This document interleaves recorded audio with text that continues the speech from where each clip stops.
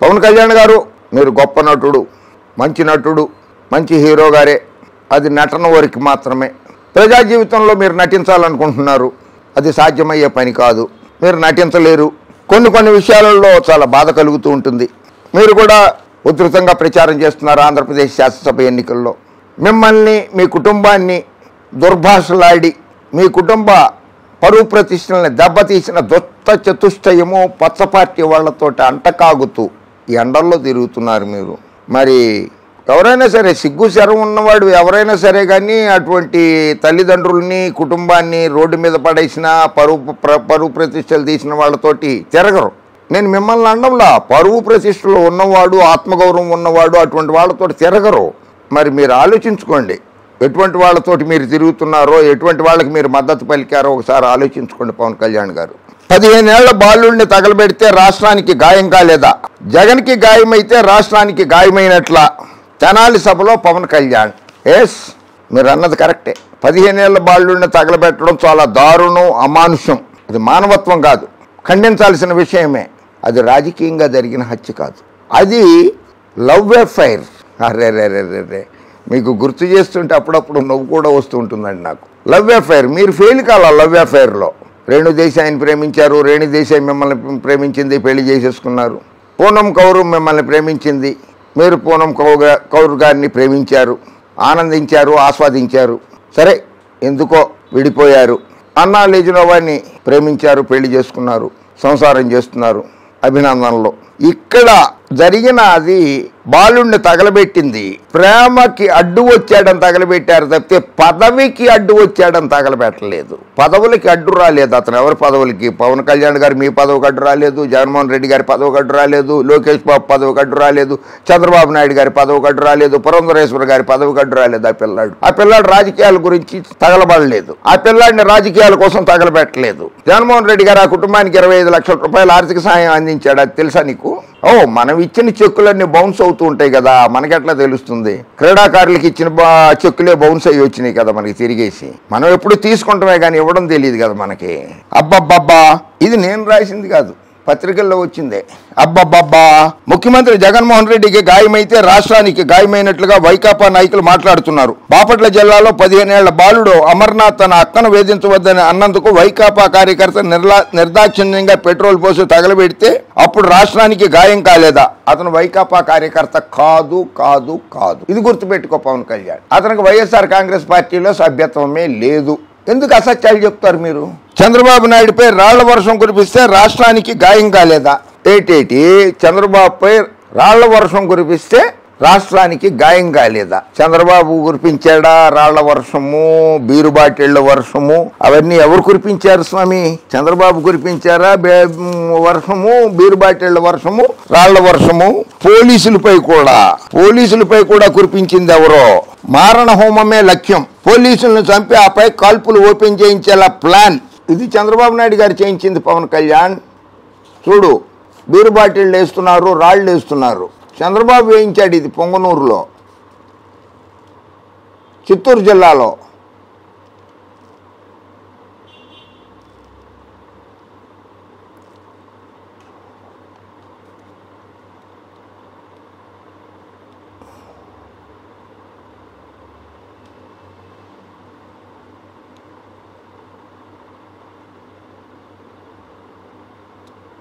TDP అధినేత చంద్రబాబు నాయుడు శనివారం నాడు చిత్తూరు జిల్లా పర్యటనలో మారణ హోమమే లక్ష్యంగా ఆ పార్టీ నేతలు ప్రణాళికలు రూపొందించారు. కనీసం 2 పోలీసులను చంపాలని దుర్మార్గపు ఆలోచనలు చేశారు. బాబు పర్యటనకు 2 రోజుల ముందే ఈ ప్లాన్ మొత్తం రూపొందించారు. పొంగునూరు వద్ద పోలీసులపై దాడులకు తెగబడి అల్లర్లు సృష్టించిన ఘటనకు సంబంధించి పొంగునూరు టీడీపీ ఇన్ఛార్జ్ చల్లా బాబు అలియాస్ చల్లా రామచంద్రారెడ్డి ఈ నెల 2వ తేదీన రొంపిచెర్లలో పార్టీ ప్రధాన వ్యక్తులతో ఈ మారణహోమ వ్యూహాన్ని రచించారు. అతని వ్యక్తిగత కార్యదర్శి గోవర్ధన్ రెడ్డిలు పోలీసులు విచారించగా పోసగుచ్చినట్లుగా విషయం అంతా వివరించారని తెలిసింది. ఇది విన్న పోలీసులు షాకు గురవడంతో ఇదేం రాజకీయం అని కాసేపు ఆందోళనకు గురైనట్లు సమాచారం. టీడీపీ నేతలు రూపొందించిన వ్యూహాలు ఎలా ఉంటాయి? అది పవన్ కళ్యాణ్ పథకం ప్రకారమే పోలీసులపై దాడి. మాట్లాడుతున్న ఏఎస్పీ శ్రీలక్ష్మి. ప్రస్తుతం A1గా చల్లా రామచంద్రారెడ్డి, 62 మంది అరెస్ట్. పొంగనూరులో దాడికి పాల్పడిన టీడీపీ నేతలు, కార్యకర్తలు. పథకం ప్రకారమే పోలీసులపై దాడి. రాళ్ళు బీరు బాటిల్స్తో. పవన్ కళ్యాణ్ గారు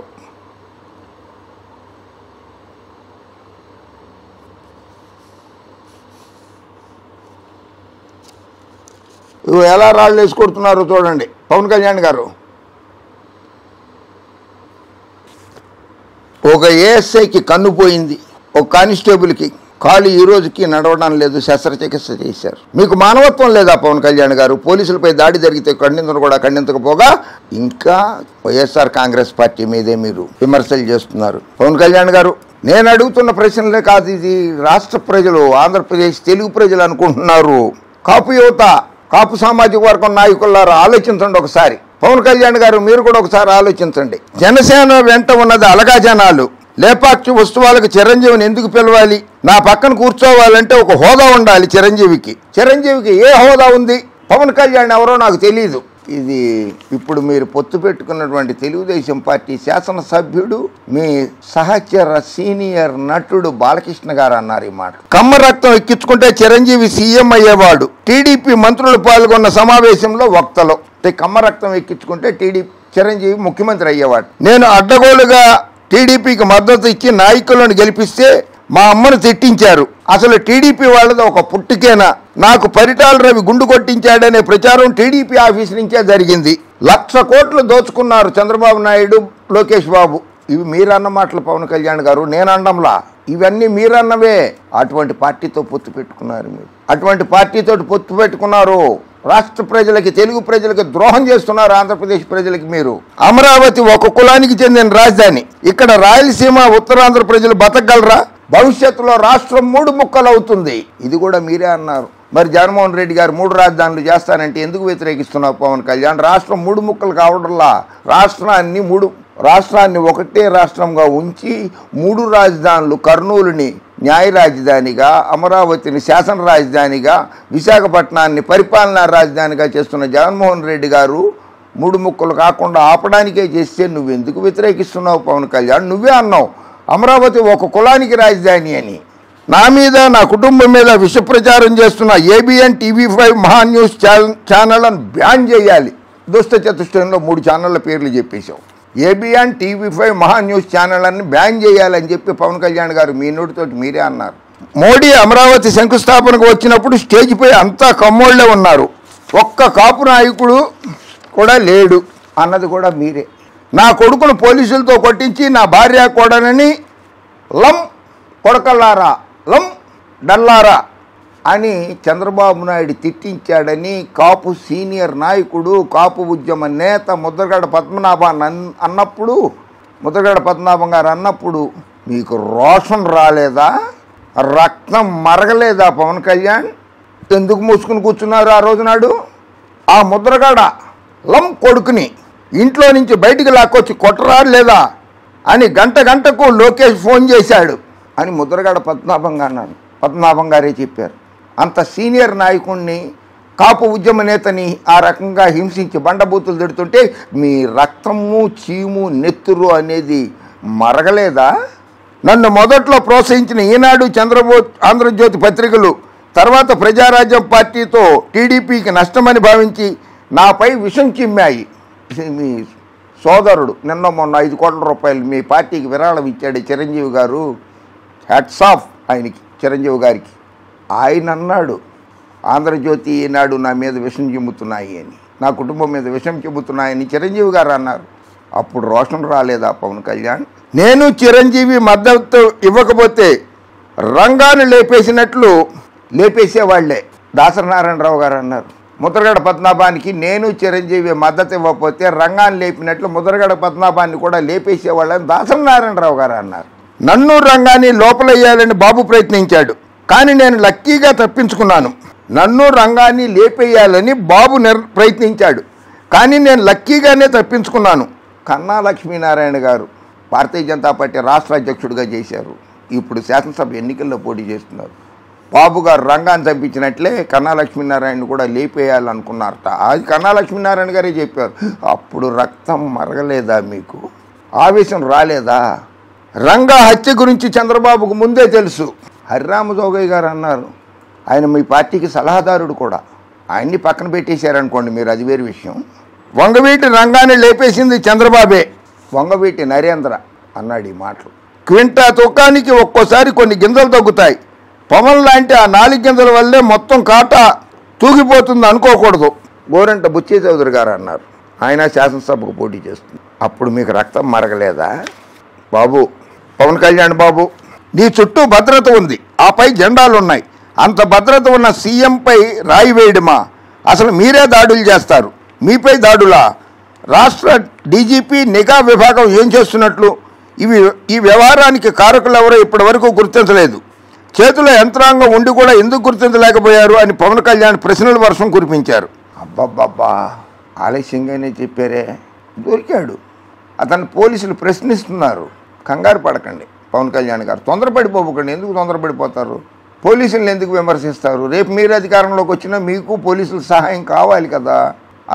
అందులో మీ తండ్రి గారు పోలీసు అని చెప్పుకున్నారు, పోలీసు ఉద్యోగం చేశారని. అటువంటి పోలీసు వ్యవస్థ మీద విమర్శలు చేయకూడదు పవన్ కళ్యాణ్ గారు. అంటే మీ నాన్నగారు ఉద్యోగం చేసి మీకు చదువు సంధ్యలు నేర్పించిన మీ నాన్నగారికి జీతభత్యాలు ఇచ్చినటువంటి శాఖ పోలీస్ శాఖ, ఆ శాఖ మీదే నిందలు వేస్తారా మీరు పవన్ కళ్యాణ్ గారు? తప్పు పవన్ కళ్యాణ్ గారు. అన్నం పెట్టిన కంచాన్ని కడగకుండా ఉంచకూడదు, కడగాలి. ఎన్నికలు రాగానే వైఎస్ జగన్కు ఏదోలా గాయమవుతుంది, లేదా ఎవరో ఒకరు చనిపోతారు, లేదా చంపేస్తారు. పోయినసారి ఎంతో భద్రత ఉండే విశాఖ విమానాశ్రయంలో కోడికత్తితో గాయం చేశారు. తాజాగా గులకరాయి దాడి, ఆ దాడి గురించి స్పందించమని మా నాయకులు అడిగారు. కానీ నిజంగా దాడి జరిగిందా, ఆయనే చేసుకున్నారా, లేక కోడికత్తిలా డ్రామానా నాకే తెలియడం లేదు. మరి తెలియనప్పుడు ఎందుకు ఇన్నిసార్లు పోలీసుల మీద మాట్లాడావు, డీజీపీ మీద మాట్లాడావు, నిఘా విభాగం మీద మాట్లాడావు? నాకే తెలియదని నువ్వే అంటున్నావు. అంటే మాట మీద నిలకడలేని నువ్వా రాజకీయాల గురించి మాట్లాడేది పవన్ కళ్యాణ్? 5 నిమిషాలలోనే ఎన్ని మాటలు మార్చేసావు పవన్ కళ్యాణ్? కరెంట్ ఎందుకు తీసేశారో అర్థం కాలేదు, అందుకే స్పందించలేదు. నేను భాజపాతో ఉన్నానని నాకు ఓటు వేయబోమని కొందరు అంటారు. గాయపడిన జగన్ త్వరగా కోలుకోవాలని ప్రధాని మోడీ ట్వీట్ చేశారు. మరి జగన్కు కూడా ముస్లింలు ఓటు వేయకూడదు కదా. నేను మిమ్మల్ని ఓటు బ్యాంకుగా వాడుకునే వ్యక్తిని కాను. అధికారంలోకి వచ్చిన వెంటనే భవన నిర్మాణ కార్మికుల నిధి డబ్బులు 450 కోట్లు దోచుకున్న వ్యక్తి జగన్. ఇవన్నీ అసత్యాలు ప్రచారం చేస్తున్నారు. లాభం లేదు, అట్లా ప్రచారం చేసి లాభం లేదు. పవన్ కళ్యాణ్ గారు మీ ఆత్మగౌరవాన్ని, మీ కుటుంబ గౌరవాన్ని బజారుకి ఇచ్చిన వాళ్ళతో చట్టాపట్టాలు వేసుకుని తిరుగుతోంది మీరు, జగన్మోహన్ రెడ్డి గారు కాదు. అయినా మీ ఎన్నికలు బాగానే ప్రచారం చేసుకుంటున్నారు, కానీ అసత్యాలు ప్రచారం చేయకుండా ప్రచారం చేసుకోండి పవన్ కళ్యాణ్ గారు. ఓకే, జై హింద్.